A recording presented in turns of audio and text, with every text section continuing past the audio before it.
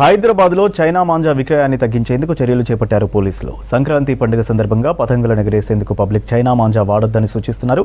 హైదరాబాద్, సైబరాబాద్, రాచకొండ కమిషనరేట్ల పరిధిలో చైనా మాంజా విక్రయించే వారిపై చర్యలు తీసుకుంటున్నారు. ఇప్పటికే అనేక కేసులు నమోదు చేసి పెద్ద మొత్తంలో మాంజాను స్వాధీనం చేసుకున్నారు. హైదరాబాద్ నగరంలో చైనా మాంజా విక్రయాలపై కఠిన చర్యలు కొనసాగుతున్నాయి. గడిచిన కొద్ది రోజులుగా పోలీసుల తనిఖీల్లో పెద్ద మొత్తంలో నిషేధిత మాంజాను స్వాధీనం చేసుకున్నారు.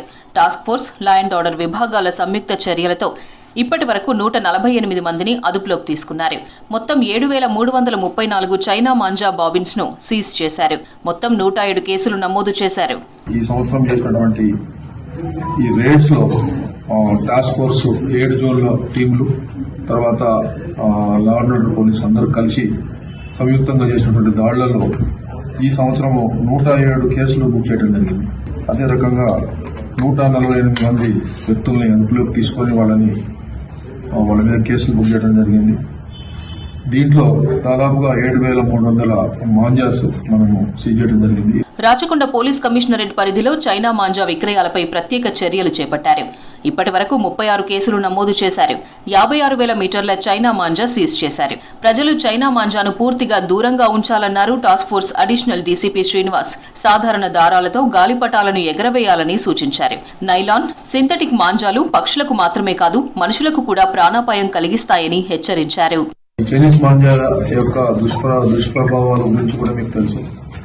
ఇవి మన జంతువులకు, పశుపక్షాదులకు, మనుషులకు సేఫ్టీకి, తర్వాత వాతావరణానికి కూడా ఇది బయోడిగ్రేడబుల్ మెటీరియల్తో చేసింది కాదు కాబట్టి వాతావరణానికి కూడా పర్యావరణానికి కూడా చాలా హాని చేస్తుంది కాబట్టి దీన్ని ప్రభుత్వం బ్యాన్ చేసిన సంగతి తెలిసింది. మళ్ళీ ఈ సంవత్సరం కూడా ఈ యొక్క చైనీస్ మాంజాని మేము సీజ్ చేసి వాళ్ళందరినీ కూడా కోర్టుకు పంపించడం జరిగింది. సైబరాబాద్ పరిధిలో కూడా చైనా మాంజా విక్రయాలపై నిఘా పెంచారు.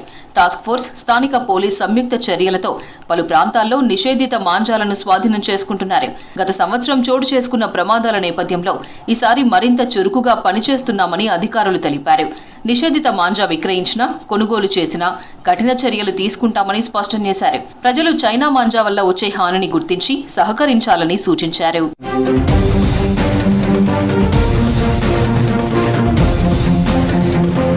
రాష్ట్రంలో చైనా మాంజాపై ప్రభుత్వం నిషేధం విధించాలన్నారు బీజేపీ ఎమ్మెల్యే రాజాసింగ్. చైనా మాంజా ఎక్కడి నుంచి వస్తుందో లోతుగా విచారణ చేపట్టాలన్నారు. ఈసారి చాలా ప్రాంతాల్లో చైనా మాంజాను విక్రయించకుండా పోలీసులు చర్యలు తీసుకుంటున్నారన్నారు. ఈ విషయంలో సీఎం రేవంత్ రెడ్డి జోక్యం చేసుకోవాలన్నారు.